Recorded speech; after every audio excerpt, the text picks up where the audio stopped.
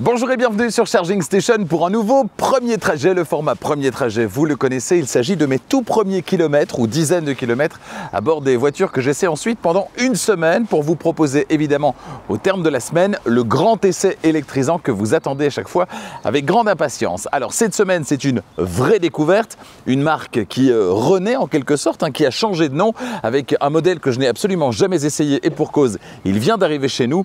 La marque, il s'agit de SsangYong qui a été baptisé KGM parce que propriété maintenant du groupe KG, du groupe sud-coréen KG.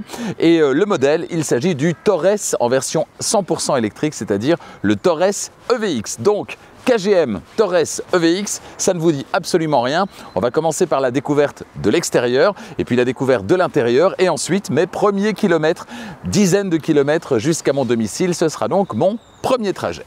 Concernant l'extérieur, eh bien, je dois bien vous dire qu'il a une sacrée gueule quand on le découvre en vrai, ce Taurus EVX. Il y a pas mal de choses à dire d'ailleurs à son sujet. À l'avant, il peut faire penser à pas mal de choses. Ça peut faire penser à du Land Rover, ça peut faire penser à du Jeep également, notamment avec cette signature visuelle ici, avec les LED qui forment quelque chose de très fin dans un environnement qui est quand même plutôt un environnement musclé. Voilà, c'est des lignes très carrées. Vous voyez par exemple ces appendices qu'on va retrouver ici sur le capot, ça fait très solide. On sent que c'est quelque chose qui a envie de se revendiquer comme étant un 4x4, quoi, un vrai baroudeur, même s'il n'en aura pas forcément toutes les capacités, puisque ça reste un 2 roues motrices et non pas un 4 roues motrices. Donc au niveau de l'aspect extérieur, on a des petits appendices qui n'ont l'air de rien comme ça, mais qui ici reprennent en fait des éléments du drapeau sud-coréen qu'on reconnaît bien ici. Ce sera le cas également à l'arrière, on ira voir ça dans un instant. Alors sur le côté, on va découvrir la trappe de recharge. On est donc ici à l'avant du côté gauche. L'élément marquant sur le côté, outre le côté toujours très anguleux, ça va être cette partie ici, dans une couleur contrastée qui va donner pas mal de personnalité là aussi au profil de ce Taurus EVX. Et puis à l'arrière, je vous parlais de baroudeur. On a clairement un élément qui fait référence à ce qu'on avait autrefois sur les vrais franchisseurs, à savoir une roue de secours ici. Ici, il n'y en a pas évidemment, mais on a cet élément qui peut faire penser à un cache de roue de secours. Et puis je vous disais, référence au drapeau sud-coréen. On l'a encore ici avec ces trois barres et cette barre horizontale. Ouais, très honnêtement, il a l'air bien dans ses baskets, ce Taurus EVX. Et vous, dites-moi ce que vous en pensez. Il a le mérite en tout cas de ne pas ressembler à toutes les autres productions asiatiques. Et déjà, rien que ça, c'est plutôt pas mal parce que c'est vrai que les dernières productions qui nous viennent d'Asie, elles ont un peu toute la mauvaise idée de se ressembler. Ici, c'est pas du tout le cas et les références que je citais il y a un instant sont plutôt des belles références. Et vous, qu'est-ce que vous en pensez de la ligne de ce Taurus EVX? Dites-le moi dans les commentaires. On va maintenant filer à l'intérieur. On va commencer par l'arrière. Première bonne surprise, ça passe. Le siège avant, je viens de le régler comme pour moi et mon 1,90 m. Et franchement, à l'arrière, ça passe sans problème. Je suis plutôt bien installé d'ailleurs. Bon, moins bonne nouvelle, c'est qu'il y a ici quand même un tunnel central. Donc ça, c'est un petit peu dommage. Mais concernant la place qu'on a ici à l'arrière, eh bien moi, je trouve qu'on est plutôt gâté.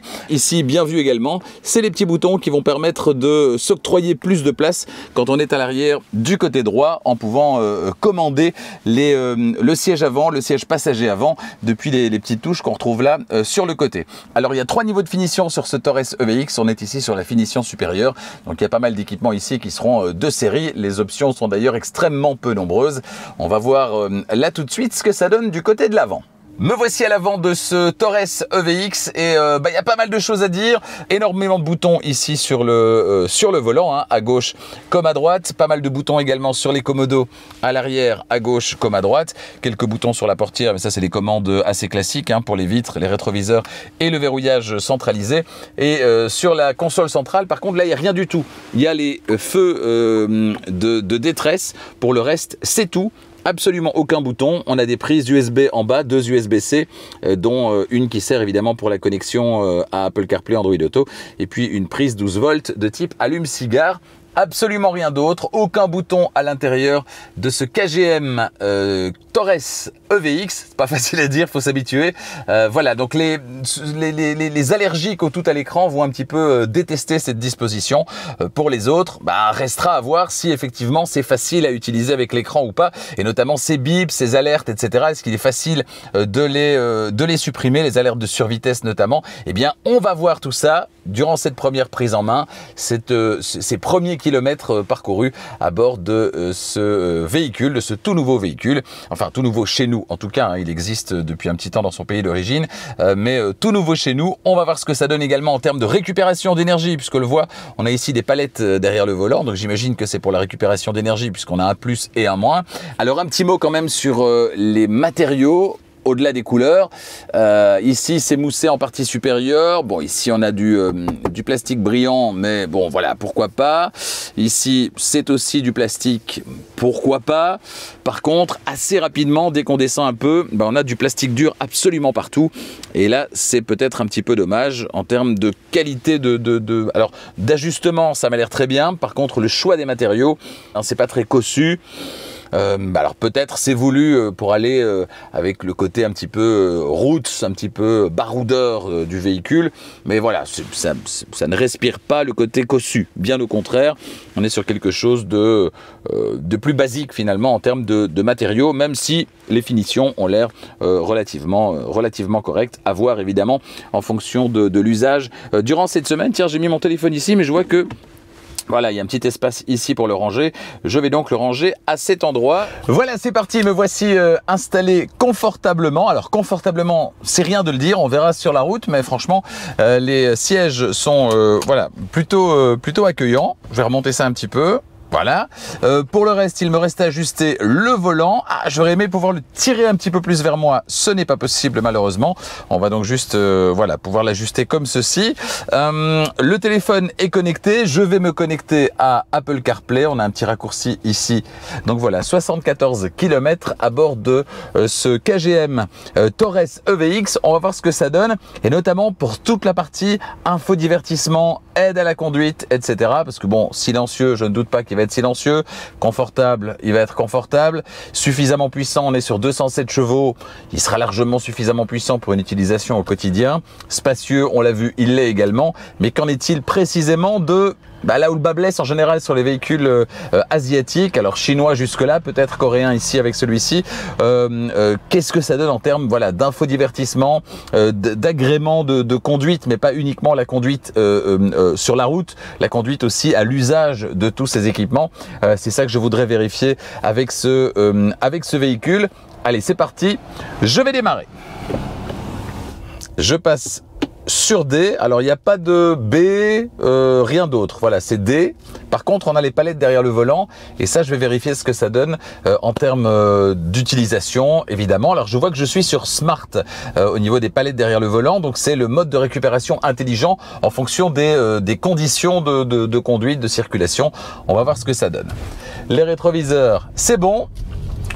D'emblée, c'est assez impressionnant parce qu'on a les deux appendices qui se trouvent sur le capot, vous les voyez peut-être là, les deux appendices qui d'emblée font une certaine carrure à ce SUV. Alors, ça bip, pourquoi ? Ah, il me propose de faire une pause, c'est intéressant, je viens de démarrer et il me propose de faire une pause. Bon, pourquoi pas ? Bon, sans grande surprise, c'est très silencieux, mais pour le coup, c'est vraiment très silencieux. On verra ce qu'il en est à plus haute vitesse, là où le profil très carré risque de poser un petit problème, justement, au niveau de la filtration des bruits aérodynamiques. Au niveau de la pédale d'accélérateur, voilà, il faut enfoncer très fort la pédale pour obtenir une accélération que je considère comme étant habituel, mais en fait c'est l'alerte de dépassement de la vitesse limite qui va très vite m'agacer. Donc je suis c'est 30 ici, je suis à 31, bam, ça sonne. Donc ça va très vite m'agacer. Alors comment faire pour la supprimer? Je suis justement arrêté là maintenant à un feu rouge. Est-ce que je vais jusqu'à l'arrêt complet? Ah ouais, en mode smart, je vais jusqu'à l'arrêt complet. Donc ça, c'est déjà une bonne nouvelle. Par contre, pour arrêter tout ça, où est-ce que ça se passe? Alors sur le volant, ça ne m'a pas l'air. Du coup, je vais devoir aller dans les aides à la conduite. Donc j'ai déjà appuyé 2 fois là. Paramètres du véhicule, aide à la conduite. C'est quoi? Alors voilà, c'est là que ça va devenir compliqué évidemment, hein, parce qu'il va falloir faire ça pendant qu'on roule, ce qui n'est pas l'idéal. Ça ressonne déjà. Alors ça sonne pourquoi? Parce que c'est passé de 30 à 70. Mais je m'en fiche que ça sonne en fait, mais c'est obligatoire. Voilà, c'est les normes, c'est obligatoire. La Mini, il y a 2 semaines, bouton sur le volant pendant 2 secondes, c'était réglé. Ici, c'est pas le cas. J'ai la chance d'avoir un autre feu rouge. Alors, paramètres de sécurité de voie.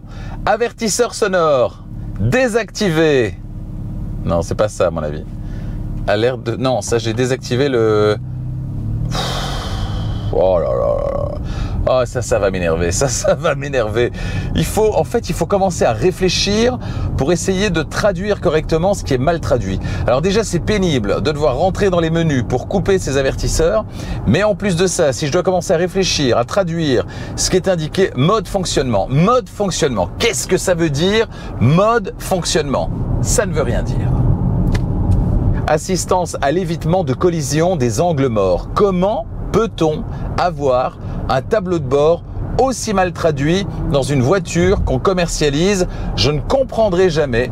Et c'est pas que celle-ci, hein, c'est plein d'autres. Hein. Et même chez Lotus, le Lotus Elettre, où on avait un tableau de bord tout aussi mal traduit, je ne comprends pas comment on peut en arriver là. Je ne comprends pas. Comment on ne prend pas 1 heure avec un traducteur pour tout traduire correctement? Ça me dépasse. Ça me dépasse parce que vous voyez, d'emblée, ça me donne une mauvaise image et ça m'énerve en fait. Et on ne comprend pas ce qui est écrit et c'est très très énervant. Et c'est dommage, c'est con, c'est vraiment tout con. Faut que je me calme. Il n'y a pas les sièges... Non, il n'y a pas les sièges massants. C'est dommage, j'en aurais bien eu besoin là.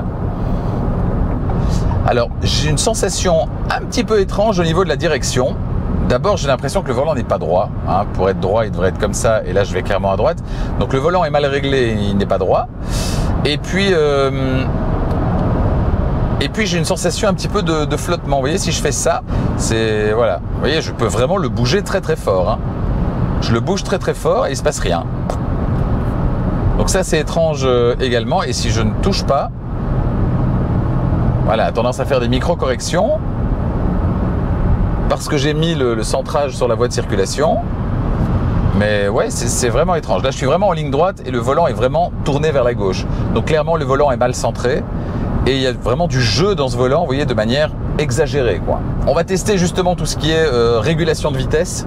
Croisière adaptative activée.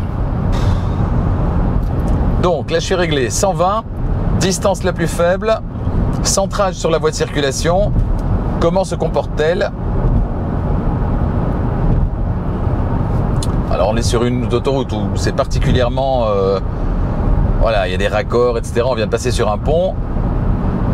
Mais il y a toujours cette sensation un peu floue. J'ai l'impression qu'elle va un petit peu de gauche à droite. Alors je ne sais pas si c'est lié justement à ce problème de volant qui est mal centré. Donc là, il y a un véhicule qui vient de se rabattre, qui était beaucoup plus lent. Elle a ralenti, c'était assez fluide. Alors, avertissement de limite de vitesse, j'ai trouvé. Donc, c'est dans aide à la conduite, commande de vitesse intelligente. Et on va mettre sur... donc, j'ai désactivé. Donc, ça va se réactiver à chaque fois. Y a-t-il un autre moyen de couper ça via un bouton sur le volant? Ce serait l'idéal, mais je crains que ce ne soit pas le cas. Donc là, a priori, elle devrait me laisser tranquille. Elle me met d'ailleurs un point d'exclamation à la place de la vitesse limite. En même temps, la vitesse limite, je la connais, c'est 120 et nous sommes à 120 puisque le régulateur est réglé sur 120 km/h. Sinon, pour être assis, on est assis très assis justement, vous voyez. On est assis très, très droit. Et alors concernant le bruit, alors le bruit de roulement, c'est très très bien filtré. Bruit aérodynamique, on en a évidemment un petit peu. Mais vous voyez comme le volant bouge. On n'est pas sur de la fluidité, quoi. Je veux dire, les rétroviseurs sont bien grands, donc ça c'est vraiment pratique. On voit bien ce qui se passe, on a tendance à bien faire confiance. Ça c'est agréable. Le toit est particulièrement haut, donc j'ai l'impression, pour une fois, ce qui n'est pas toujours le cas avec mon 1,90 m, j'ai l'impression d'avoir beaucoup de place au-dessus et globalement d'avoir un bel espace. Alors 108 km/h, petite accélération. Oui, les accélérations sont pas fulgurantes. Hein. Alors évidemment, si vous venez d'une voiture diesel ou même d'une voiture essence, ce sera toujours très bien. Hein. Ce sera, voilà, c'est l'électrique, donc on a un couple disponible. Ah ben lui, il se gêne pas. Est-ce qu'elle va le détecter? Oui.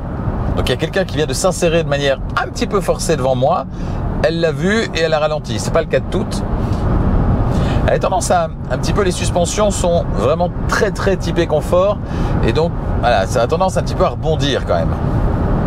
Et alors l'avantage, c'est que avec cette voiture, vous pouvez même en l'absence de régulateur de vitesse enclenché, donc vous ne le branchez pas et pourtant vous avez le maintien sur la voie de circulation qui est actif. Et ça, je dois dire que quand on est même sur des petites routes, etc., d'avoir quand même cette aide en permanence qui vous met centré sur la voie de circulation, bah, c'est vraiment très agréable. Et ce, indépendamment du fait que vous avez ou non activé le régulateur de vitesse. Donc ça, c'est très positif également. Les consommations, pour l'instant, 18,1. Après, on l'a dit, 47 km, voilà. Après 47 km, on est sur 18,2 là maintenant. Bon, j'ai eu beaucoup d'embouteillages, donc forcément ça aide à maintenir la consommation, à tirer la consommation vers le bas. J'ai eu peu d'autoroutes à pleine vitesse, mais tout de même, voilà, 18,2, c'est pas mal à ce stade. Évidemment, on verra au terme de la semaine d'essai, là où j'aurai parcouru plusieurs centaines de kilomètres. Là, on verra ce que ça donne réellement dans la vraie vie, notamment avec le matin où forcément il fait plus frais, donc forcément surconsommation, etc., etc. Donc là, pour l'instant, 18,2. Le mode Smart pour la récupération d'énergie. Vous voyez là, une voiture s'insère, la voiture devant ralentit, je lève le pied, elle ralentit et ça va jusqu'à l'arrêt complet. Donc il y a 2-3 fois où j'ai dû appuyer sur le frein, mais globalement ça va. C'est pas un des meilleurs systèmes, mais ça fonctionne. On sait que les réglages, notamment les réglages de suspension, ils sont très typés confort. Donc c'est très confortable.